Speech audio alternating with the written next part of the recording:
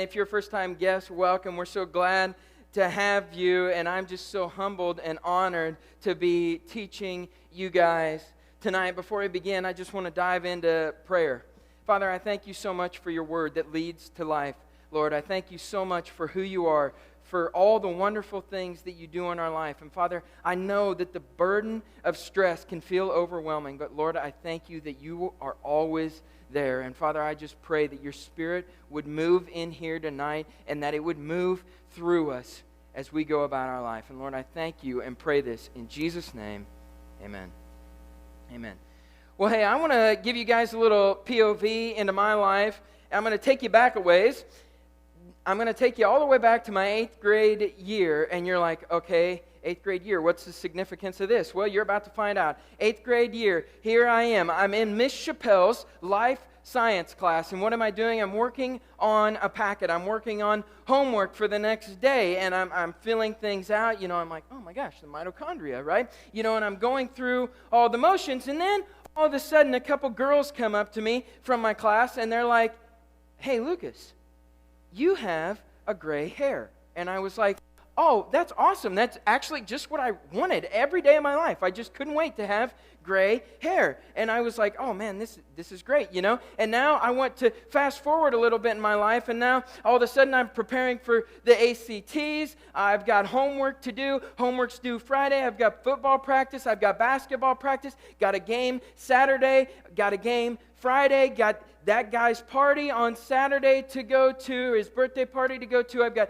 homecoming dances. Who am I going to ask out? I've got homecoming to just go to and get ready for. I've got to manage that relationship that lasted for 2 weeks, as I told you guys about, how am I supposed to fit that in, and I've got, to make a decision on, okay, where am I going to go to school? Took the ACTs, now I got to figure out where I'm going to go to school. Oh, okay, I'm going to go to Southeastern. What am I going to do there? Well, I don't really know, so I'm going through the motions, right? And now all of a sudden I go to work on Monday, Wednesday, Friday. I have school the other 2 days, and it's like, hey man, you come into the basketball game on Saturday, and I'm like, man, I don't really know. I've got psychology due Monday morning. I've got that test in earth science due by midnight on Sunday, and all of a sudden I'm starting to run faster and faster and faster, and then life switches, or life happens rather, and I switch schools, and now I'm going to John Deere School at Kalmar, and all of a sudden it's, oh man, I've got to get this hydraulic certification test prepared for and ready. I've got to get this certification done. I've got to get this engine running. Hey, you want to go to Decorah? Yeah, of course. Like I'm in, and I got to study, and I got to get everything ready. Okay, college is done. Okay, now it's time to go out to the real world, and now you got to split this tractor apart, put this tractor back together. Oh, by the way, you got Chuck Allen. He's got a combine that's down, and Rich's, they've got a combine that's down. Okay, I'm going to go to Allen's, and then I'm going to go to Rich's. Okay, Allen's is taking a little bit longer than I thought it would, but still got to go to Rich's, and okay, I guess I'll just work later. I'll work longer. I'll work more often, and okay, now I switch careers, and now it's, oh man, I got to get a message ready for Wednesday, message ready for Thursday morning, message ready for Sunday night. Oh, got to get videos done, got to get this done, got to get that done, got to get all the things done. And I'm pretty sure you guys know where I'm going with this. It's pretty easy to see where I'm headed here, and you guys might not be exactly like me, but maybe it's this, okay, I got school tomorrow, I've got a test Tuesday, I've got paper due Monday, okay, I got band in the morning, I've got weightlifting at 7, I've got basketball after school, got to get homework done, I've got no time, I've got worship practice, I've got Emily's birthday this Saturday night, we got a football game, I've got midterms next week, ACTs, SAT prep, I got to get ready for these, I've got driver's ed coming up, sometime I'm going to have to prepare for this. Stress.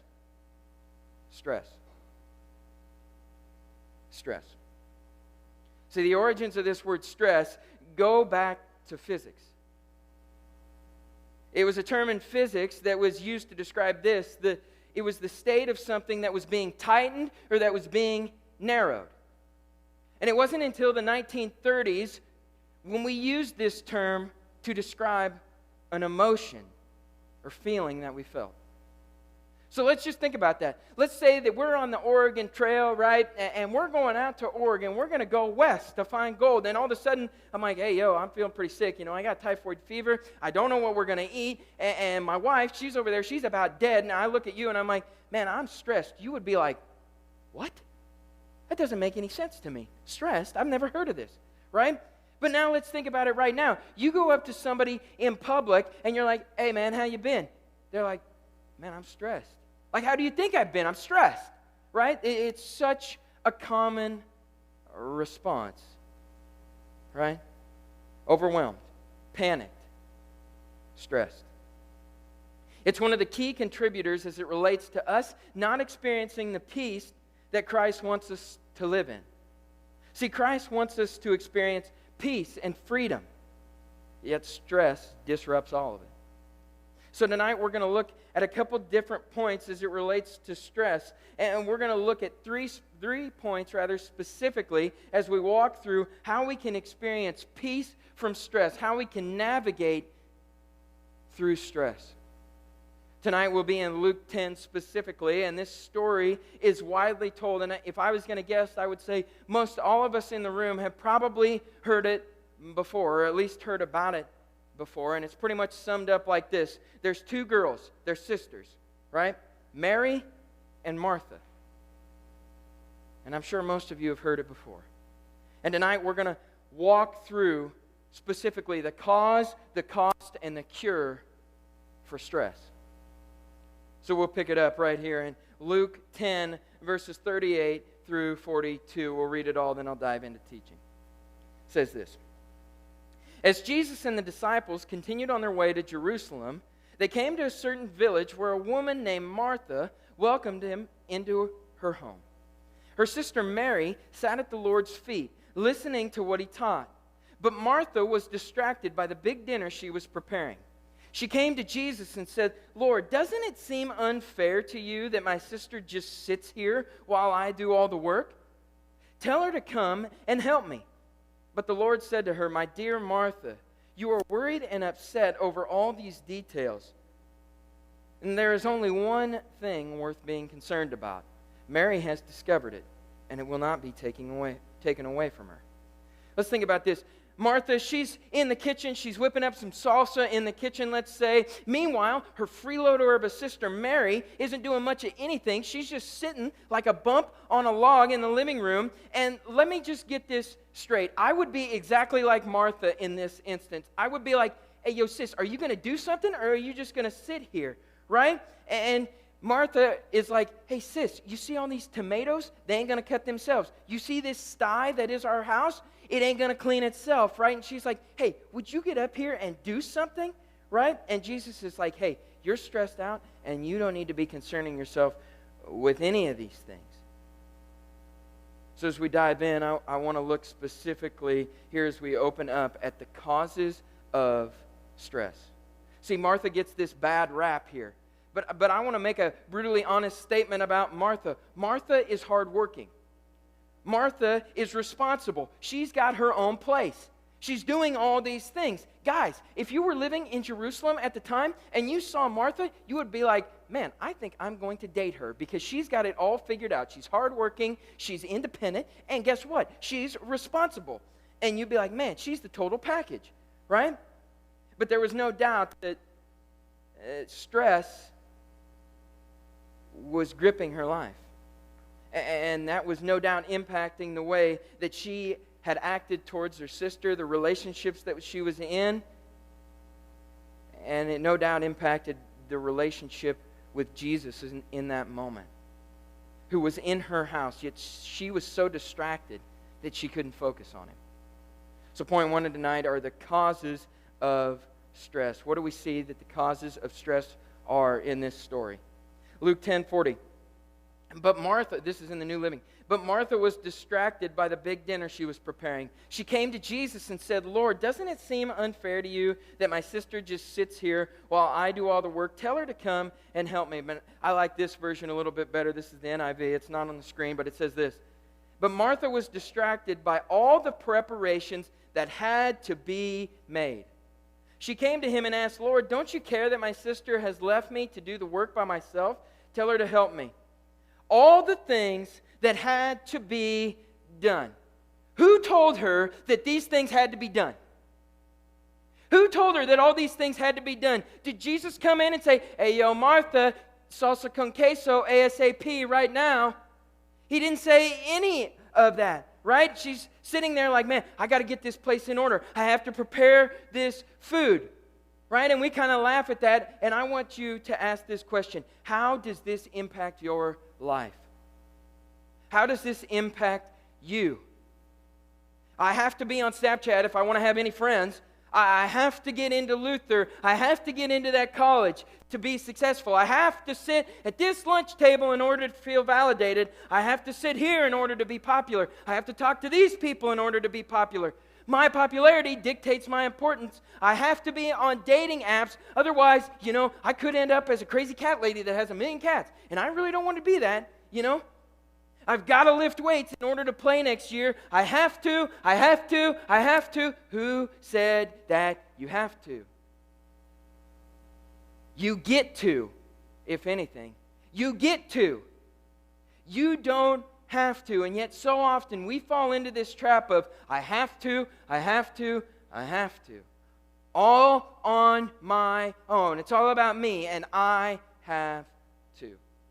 I have to make that cake for this birthday coming up tonight. I have to text him back in 2 seconds. Otherwise, he'll think I won't like him. I have to snap her back in 3 seconds. Otherwise, I'm afraid that she'll ghost me, I have to be on Instagram. Otherwise, I'm afraid that I'll be missing out on something. I have to go here. Otherwise, I'll miss out. I have to do this. I have to do that. I have to do all these things. And this mentality, this I have to mentality, causes one thing every single time: stress. Like you go walking down the hall in school and you see her wearing Birkenstocks and you're like, oh man, I have to get those Birkenstocks. Those are a nice looking shoe. And now all of a sudden you're just sitting in class and you're like, oh man, I need to get these Birkenstocks, right? And you're like, oh my gosh, I see everybody at this lunch table and I want to sit at this table, right? And you're like, man, I got to sit there, right? And now all of a sudden you're stressed out because you don't have the Birks, you're not at the lunch table, right? But really you get to, if anything, and there's very few things in this life that you absolutely have to do. Right? We see Martha trying to do everything herself. Right? Jesus just fed 5,000. He's performed miracle after miracle after miracle after miracle. And here's Martha. I'm going to do it all on my own. It's all reliant on me and what I can do. Jesus was in the room with her. Jesus was right there, but ain't nobody got time for Jesus. Right?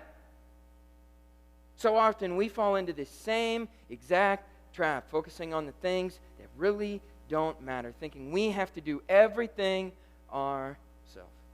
Right? It's all about me. What else do we see? In verse 40, we see that Martha is distracted. She's distracted, right? Distractions, they pull us away. They can make it feel like your mind is being pulled a million different directions all at once. Think about this. Jesus is in the room with Martha.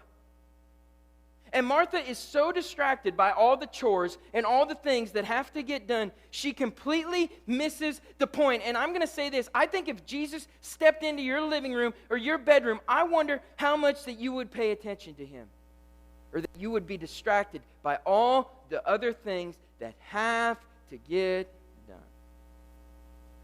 Right? Think about all the things that distract us. You've got homework, you've got school, you've got football practice, you've got volleyball practice, you've got games, you've got band, you've got competitions, you've got that relationship that's really super serious. You've got that friendship drama. You've got the outfit that you've got to pick out for tomorrow morning. Some of us are so distracted that right now, as I'm speaking, you can't even focus on what I'm saying because of how distracted you are. Right? Now I want you to think about this. Think about the impact that distraction has not only on our mental health, but on our physical health. We have lost the ability to connect with one another, to be fully present with one another. all because of distraction. And what's the one biggest distraction in pretty much everybody's life? Our phone. Our phone. And you're like, oh, here we go, boomer, right? Think about all the ways that our phones distract us from life. And yet we so often sit back and say, I'm really stressed. I'm really stressed. Hey, have you thought about maybe taking a break from your phone? Yeah, I really don't care. Right? These are just some research that was done. The rise of smartphone usage has led to teens sleeping less than 6 hours a night. And the higher the usage of the phone, the more likely someone is to report symptoms of depression, the more likely they are to have major depressive episodes, and the more likely they are to consider suicide. These thoughts and train of thinking often come from people being worried that they'll miss out on life, and so they get stressed about it. Just because they see somebody else doing something enjoyable, it leads to the feeling of self-worthlessness. It leads to the feeling of wanting more. It leads to stress because how am I going to achieve that? All because we're distracted by what everybody else is doing. And all this comes from the National Library of Medicine. And you're like, yeah, but that's just kind of how it is. I need my phone for school. Here's what I'm saying. Phones are not a bad thing. They're a neutral thing. But the enemy will use whatever he can to distract you from God. And he'll use whatever he can to distract you from your purpose in life. And he'll do the same thing to me. And I'll ask you this question. If you're awake and you can't shut your phone off for 30 minutes, who controls your life?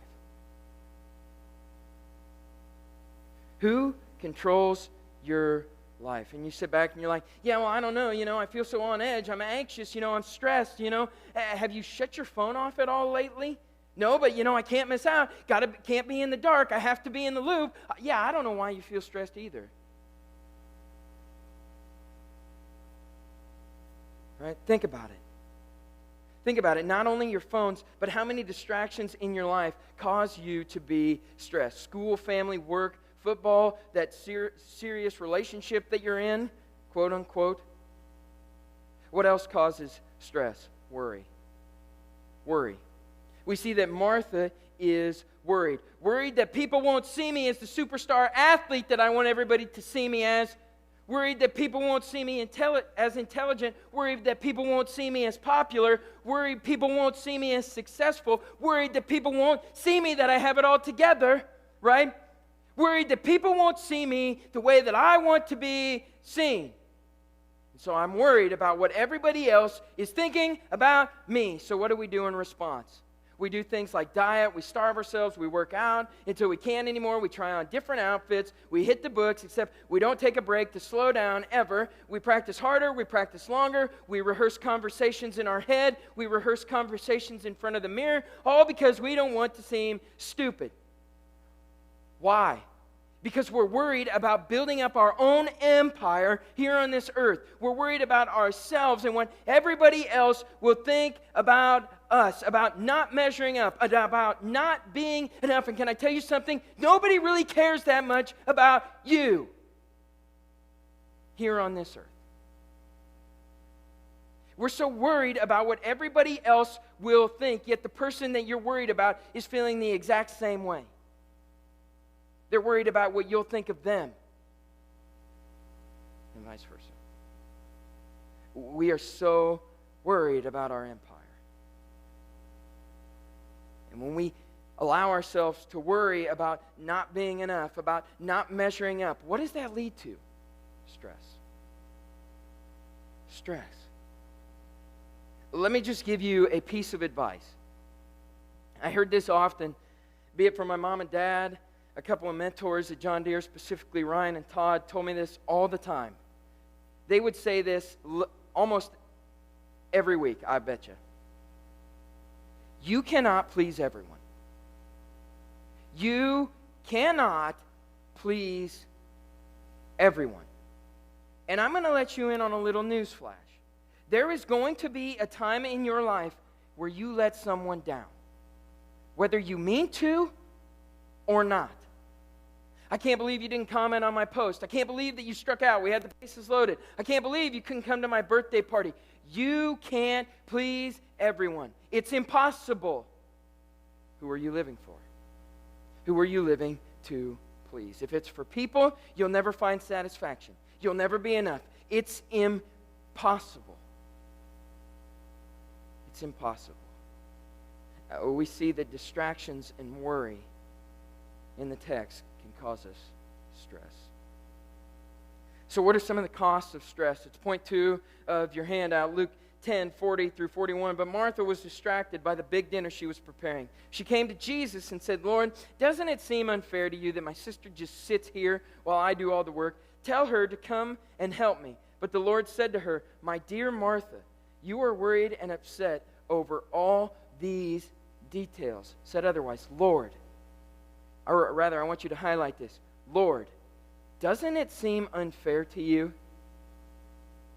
What is Martha doing? Martha is playing CEO in that moment. She's trying to cling to control. She wants control, just like we do when we get stressed.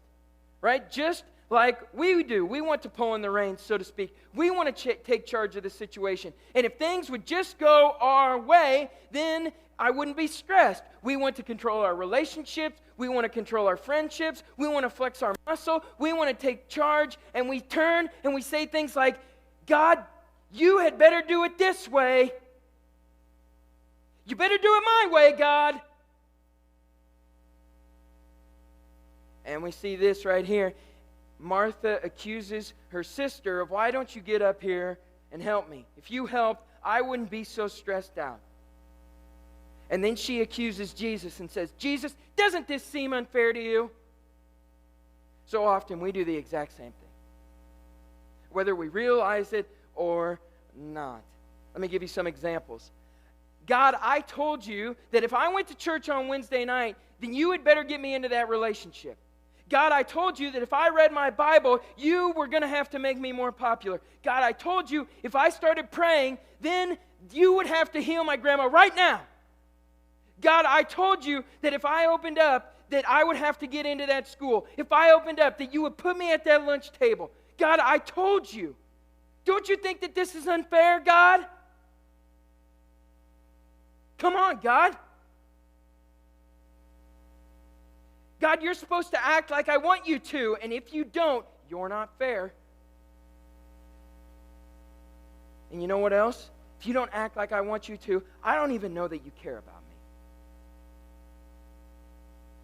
Jesus, 11 days from this experience, goes on to die on a cross. And Martha sits there and says, God, don't you even care about me? We point that out, and hindsight is 20/20. But think of how often we think this in our heads. God, you must not care if you don't do this. God's already proven how much He cares about you. And I've got news for you. God won't always act like you want Him to. He will not always act like you want Him to. Why? Because we can't always comprehend God's wisdom. Why? Because we're not God. We are not God. We want to limit Him, put Him in a box, act like this, God. He's so much greater than that. So much greater than that. And I can tell you that however God moves, it's all for your benefit, whether you realize it or not. We won't always comprehend God's wisdom. But stress causes us to question God's goodness, God's compassion. We seek things like control. If only we had control, then I wouldn't be feeling this way. Why don't you care, God? Why don't you care about me? So often we get into this mindset that, God, can't you see what's going on here? I'm so stressed. I've got a million things going on. Don't you even care at all? Yet Jesus goes through every single emotion. Every single emotion that we have, Jesus goes through. He cries when Lazarus dies. He's filled with distress. He was anxious to the point of sweating blood before he went to the cross. Luke 22:44, he prayed more fervently. And he was in such agony of spirit that his sweat fell to the ground like great drops of blood. Why did he do all of this? Because he cared. Because he cared, because he knew that it was never supposed to be like this. He knew that it was never supposed to be that way. He knew that sin caused grief, shame, guilt, death, stress, anxiety, fear, worried, and he knew all of it. And in that moment, he knew he was headed for a moment that he would be separated from the Father. And he was so anxious that he started to sweat blood because he was separated from his Creator in a moment. For us. God, do you even care? He did it all because he cares, right? Yet stress so often drives us to crave control and make us ask the question, God, do you even care? Luke 10, 41 through 42. But the Lord said to her, my dear Martha, you are worried and upset over all these details. There is only one thing worth being concerned about. Mary has discovered it, and it won't be taken away from her. Jesus lays it all on the line in a moment. He says, hey, all of this, everything here, all the friend groups, all the papers you have to write, all the relationships that you get into, all the practices that you have, all the family drama that you have, there's going to be times in life where that is important. But it's not the point of life. There will be times where, yes, school will be important. Yes, these things will be important. But there's only one thing that truly matters, that truly brings us life. And Mary got it. And Mary got it. All of your worry, all of your stress, all of your anxiety, all of it, none of it truly matters. None of it is going to save you. And you're like, no, it does. No, it doesn't. The only reason that you're here, the only reason that you have breath in your lungs is because of God. That's it. That's the only thing in life that truly matters. The only thing that matters is knowing God. Everything else at the end of your life is going away. And you're like, yeah, but I don't feel that way now. Well, someday you are going to feel that way. It's all going away. The lunch table, the friend group, that school, that job, that house, that degree, that relationship, that first chair in band, the project, none of it is going to give you life. None of it.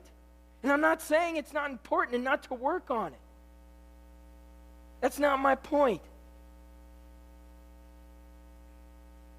The point is that life comes from one place. It leads to point 3. It's the cure for stress. The cure for stress is knowing Jesus. Well, how do I do that? By reading your Bible.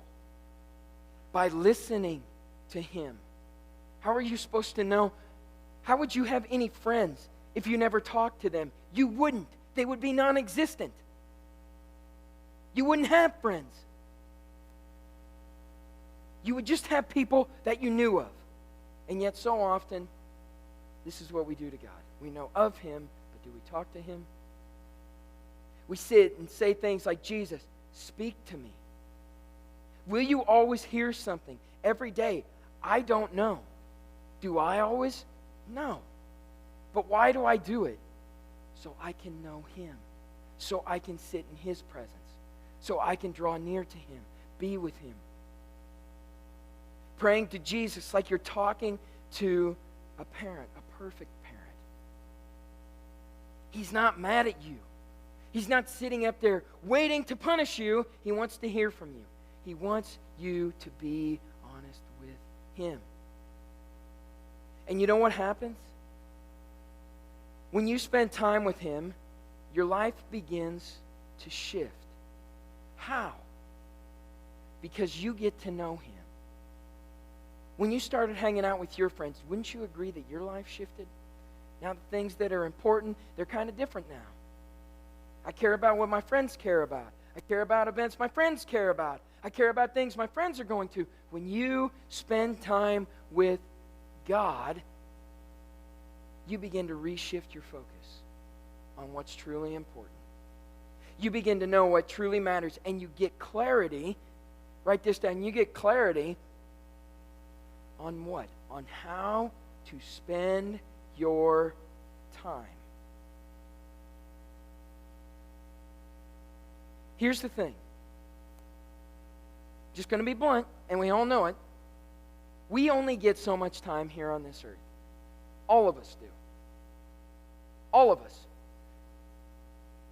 What are you spending your time on? What are you spending your time on? Are you spending your time on things that bring you peace? Are you spending your time rather on things that God says are important? Or are you spending all of your time on Madden, 2K, Fortnite, chasing after that look, chasing after that hashtag, chasing after that outfit, spending all your time watching TV, spending 9 hours on your phone? Now, guys, these aren't bad things. But what are you spending your time on? Make sure that the most important thing that you spend your time on is truly important. How are you spending your time? Are you spending it wisely? Are you in your teens right now, growing with God? Or is time passing you by and you're wasting it on things that don't have any eternal impact? Are you serving? Are you living authentically? Are you making sure that the most important things are truly important? Yeah, 2K, yeah, you're headed for a sad reality. I say this because I missed it. For so long, I missed it. Jesus says that there's only one thing that truly matters. Don't miss it. Don't spend your life filling it up with everything else that doesn't actually matter. What am I saying? What am I saying? Am I saying that if you're busy with schoolwork and you've got sports after school and it comes down to making a TikTok or a CapCut video, or I have the option to read my Bible, should I give up CapCut or TikTok? Yes. Am I saying that, you have to give up video games? I don't know, maybe. Does it mean that I need to quit prioritizing a relationship because I'm super stressed out about it and I'm 13 years old, and I've got a lot of stuff to do? Yes. Yes. And you're like, I cannot believe this guy. I'm not listening to anything that this guy says from here on out. And here's what I'm saying. I'm not trying to control your life by any means. But these are just suggestions to help you navigate stress and focus on what's truly important. It's not a dictator mentality. I'm just offering suggestions. Because I think so often, so many of us are stressed out about things that don't actually matter.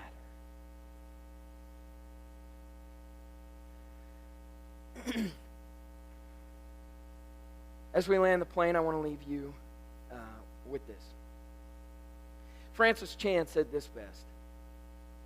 Francis Chan said that our greatest fear shouldn't be failure, but rather succeeding at things in life that don't really matter. Are you focused on what matters, or are you worried about things that don't?